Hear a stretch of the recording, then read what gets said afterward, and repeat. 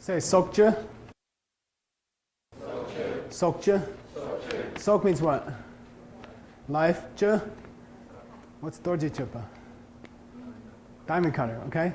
Je means to cut, Sok means life. Sokje means killing, okay? Obviously in Buddhism it refers to killing any person, which in Buddhism covers all life. Okay? Dogs are persons too, insects are persons too, according to Buddhism. Okay? There are people in the sense of being personalities, individuals, and you can't kill them. Okay? They're just the same as us in being people, persons. Okay? Bugs are persons, dogs are persons, cats are persons, cows are persons, birds are persons. Okay? And you can't kill them. That's the first thing to say about it. And then I'm just going to give a few additional details that are not the same as in the West. Abortion is considered killing. Okay? It's believed that the consciousness enters when the sperm and the egg meet each other, at the moment of conception, consciousness enters that single-celled organism or two cells or whatever you call it. So after that, to terminate that life process would be killing, okay? According to Buddhism. I'm going to say a lot of things tonight according to Buddhism, okay? It's not me, it's Jetson Kappa, and he's quoting Atisha and the ancient Indian writers and the Buddha. So it's not anything that I made up. A lot of what I'm going to say is not too popular in the West, but it's my duty as a teacher to tell you. So everything I say tonight is coming from a sutra, Buddhist sutras, spoken by the Buddha. Suicide is also killing. Suicide qualifies in murder. It's killing a person. There's a great hunger in the United States of people who want some spiritual happiness. There's a tremendous need in this country. People are starving for it. I mean, basically our culture is a gentle, it's a good culture. It's a benevolent culture, but we don't have. There's a certain spiritual life which is missing, and has become more and more rare as time goes on. I mean, we have less spiritual life in this country than we had even 10 or 20 years ago, and people need that like they need food. People need to have a spiritual way of life. People hunger for it. Nothing else can really make them happy. So I think it's really great. I mean, the lamas coming here, sharing things with us, sharing the knowledge with us, and then people being so hungry. And there's a human need for a spiritual way of life, and the combination is fantastic. I went on a 9-day fast, and someone brought up the question of, well, once you become healthy, what are you going to do with it? And that was the first time that I ever was asked that question, and I think that drew me to the path of Buddhism, because Buddhism gives me a way to lead an ethical way of life, and it's very satisfying, and in a way that no other path has shown me.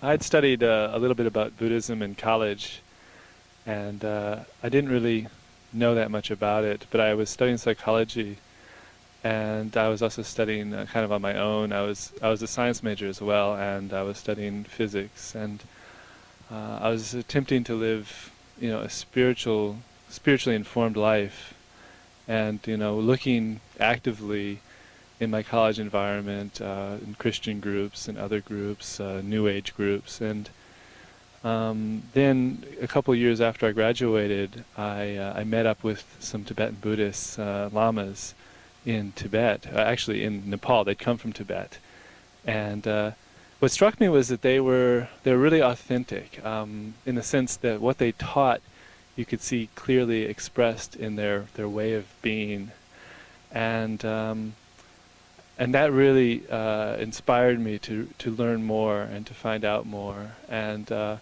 more I found out, the more I realized that I actually had been a Buddhist for most of my adult life. I just hadn't realized it. Before I was a Buddhist, I literally explored everything that Western metaphysics had to offer. That ranged from Rosicrucianism to Freemasonry, through Rudolf Steiner's anthroposophy, through Theosophy, to the Arcane School, Madame Blavatsky, what else have you.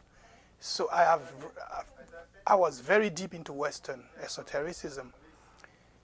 And I found out that the people, the membership of those organizations are not up to their teachings. You know, there is a wide gap between what they preach and what they do. So that was the first disappointment. And second, I started reading Buddhist books. And then I found out that the thing that I couldn't explain in all of the above things that I just mentioned, Buddhism gave me a key to explain their own mysteries. Well, ever since I was a child, I was always looking for some kind of a big answer to the big question that we've been asking ourselves. Who am I? What am I doing here? Why am I here? And within Christianity, I've been looking for those answers. And the answers that I received, I wasn't totally satisfied with it. And when I was in high school, I think one of my teachers, I think he was a social science teacher, I think, and he was talking about different religions. And then he happened to mention Buddhism then. And in what he said was, I think briefly, he said Buddhism, the goal of Buddhists is to get rid of desire. And I thought it was a strange thing to say because just wanting to get rid of desire was desire itself. And just that thought got me into, I better go and read more about this. And I went to the library and I read a lot about different religions, mostly Eastern religions. And then the stuff that I read from Buddhism was more striking for me because it seemed to be more reasonable. Let's put it that way. If I have a choice between, quote unquote, escaping pain and taking it forever, which is what most people do in the world, they take pain. How long would it take for somebody to be fed up with suffering? So what are your alternatives? Stay, take it, and suffer forever? Or hoping that someday we may never work, that may never come, that is going to work? Or decide that enough, I have to do something about it.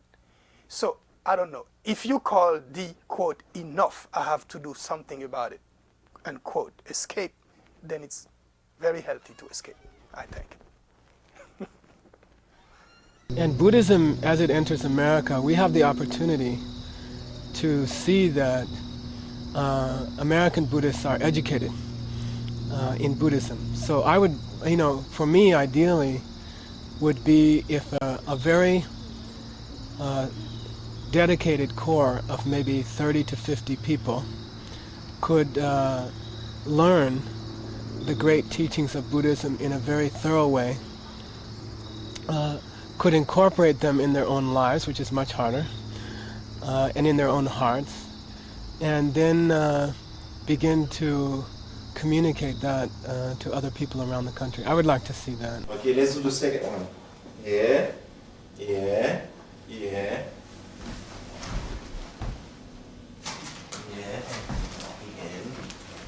Good. That's the second one. And what is the third one for?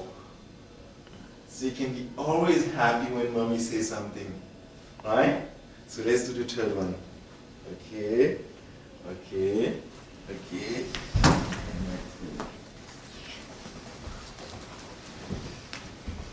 Okay, that's good. Now you can sit down.